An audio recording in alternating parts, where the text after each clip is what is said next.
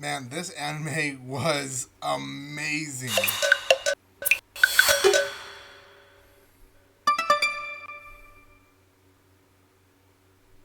Welcome back to my channel, guys. It's me, Irvin, with another retro anime review. This is going to be on one that, man, it was pretty good. It released on summer 2006, and it's called Welcome to the NHK. I released the first impressions not so long ago in my channel, and after a few episodes, I just couldn't stop watching it. Before I continue, though, a few things. If you have not done so by now, make sure you subscribe to my channel. We have already reached our monthly goal, but we are going to try to get as close as possible to our 3,700 before October ends. And depending when this video releases, I'm not really sure when it will release. It might be still before October. So thank you for that love and support so much. Thank you so much for getting me there before October even got here. So I'm excited to see how this year ends with subscribers. Guys, if you want to further support my channel, you guys can always follow me on Twitter or TikTok. You guys can find me there to get more recommendations. And join the Discord. I am more active already, and I'm talking to people about manga and anime and really just our lives there. So try to join the Discord. Okay. Spoiler alert, I will talk about some details that might spoil the anime, so I don't want to ruin anything. I do have the names here at the side, so you might be seeing me look here at the side because I have their names here. We follow the life of Tatsuhiro Sato. We just call him Sato. That's really the name they use in the anime. So Sato is basically this guy who is afraid of coming out into the world. He is very much I guess in English terms would be a hermit. In Japanese terms, it would be a hikikomori. Hikikomori, basically, you just are afraid of big crowds. You're afraid of what people will think of you. Him himself comes from the fact that he thinks that everything is a conspiracy. Everything and everyone is planning something against him. He even, at one point, goes into this train of thought that maybe he is his own god and that everything that's around him was created by his own imagination, and maybe he can create and remove and gain stuff that he wants. Throughout most of the anime, we have another character called Kaoru, and Kaoru ends up being his neighbor, but also a high school friend that he saved from being beat up. And I talked about it in my first impressions. He actually ends up being a main character throughout the entire series. He does move out eventually towards the end of the anime, and it's kind of a bit dramatic step in Sato's life because he gets so used to having this guy live next to him and having the support of him. They get into this goal, and most of the anime they're still trying to fulfill this goal to create this visual hentai game where people basically control the life of the character and get to a point where they want to be. He lies to a girl that he meets called Misaki that he is a computer guy, and eventually he does become a person who is created a game with his friend Kaoru.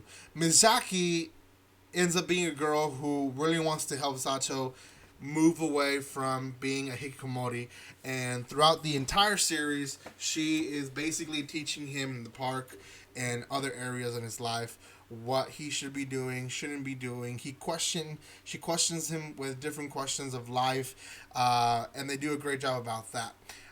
Throughout the anime, Sato has other people like a sensei that he looked up to in high school as well, Hitomi, and she basically shows up like 3-4 times in the series, and most of the time are at a peak of his life.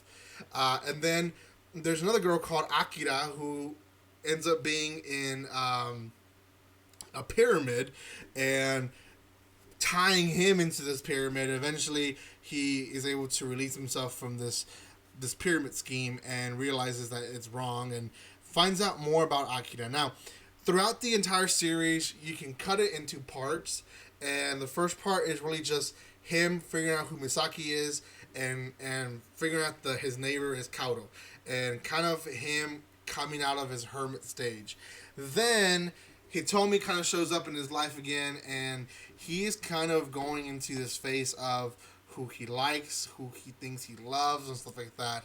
Eventually, he goes into the stage of he wants to change. He wants to be a better person. He follows Misaki at one point and finds out that Misaki knows more about him than he thought, and that she's been spying on him for a while. He then pushes Misaki away and goes with Hitomi to this offline meeting. He doesn't really understand what that means, other than he thinks it's they're disconnecting from the world for a few days to have a vacation. What it ends up being is a suicide party, and that's a very, very important stage in his life.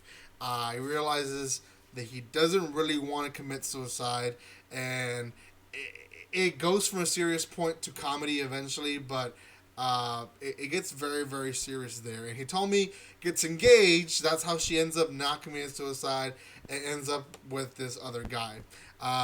You guys can see more on the anime if you guys want to see it. But then the story changes again with him kind of backing up, and he is trying to find something that can fulfill his life. And he ends up playing this RPG game, and he thinks, hey, maybe I can earn certain items and then sell them and make money and make do that way, right?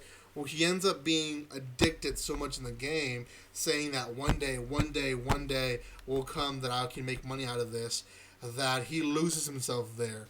The way he comes out is to that pyramid scheme. He finds out that his friend Akira has a brother, and she's been, or is it Megumi? I think it's Megumi actually. She's been stuck in this pyramid because she's trying to make more money to feed for her brother, who is also Hikikomori, and they have a conversation, and they kind of join in how difficult life is, and he ends up coming out because Megumi gets, I think, arrested for a few days, so there's no one there to watch him, and hunger makes him actually come out of the house and do something for himself.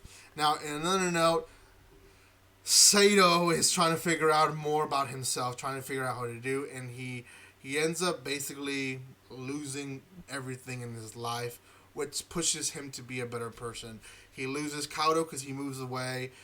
He loses Hitomi because she gets pregnant and she's already married. She loses other people that he pushes away, like Miyazaki, and he ends up alone. Eventually, he realizes when you don't have a comfortable life, it's so hard to be a hikikomori because bills still have to be paid. You still have to feed yourself. So your essentials, if they're not covered, you can't be a hikikomori. So he ends up getting a job, and towards the end of the series, Misaki, we get her background story, and it's dark. And really, a lot of these people's, Megumi's background story, Misaki's background story, Kauto's background story, Hitomi, not so much, but all these characters have these background stories that Sato, he kind of, his life is kind of an onion. They're peeling off layers and layers, and he's finding out that life can suck, but you can do something about it. And I won't tell you what happens at the end, but it's a beautiful ending. I myself really, really enjoyed this one. I didn't share too much details, but enough to get you guys hooked, I hope. But this one is 24 episodes. The manga, from what I've heard in your comments, is amazing as well. He does have a lot of hallucinations. I will say, I think this is a mature anime. If it's not rated R, it should be. There is some mild nudity in like 2 episodes, and one is pretty quick. The second one repeats itself like 4 or 5 times, but it's actually him struggling with himself. It's important to the story. It's not an ecchi anime. It doesn't focus on that, even though they do mention hentai and they do mention other adult topics. But they're very much focused on pretty big topics like, who is God? Is there a God? pyramid schemes. They talk about suicide. They talk about living on your own. They talk about, parents, and they talk about relationships. They hit all these main topics that sometimes are kind of hard to hit, and they do a great job in this anime. So out of 10, I'm gonna give this one a strange but well deserved 9. 9 out of 10 is what I think it deserves. I think people, if you have not seen it and you're above 18 years old, you have to see it. Great series. You will enjoy it. You will enjoy it. Very psychological based, but it's still very much enjoyable. It does have comedy and drama and romance included to it. It's not just psychological, and it's not the bad. I wouldn't consider it the bad, but the gory psychological. Like, there's no killing or anything like that. But there is very much a psychological aspect of it that I think people will enjoy. So go check it out. I believe it's in Funimation, both subbed and dubbed. So go check it out for now. I'm not sure if it's for free, but go check it out. Thank you guys so much for your love and support. Make sure you subscribe. Make sure you follow me on social media. And guys, like always, don't be strangers. See you guys.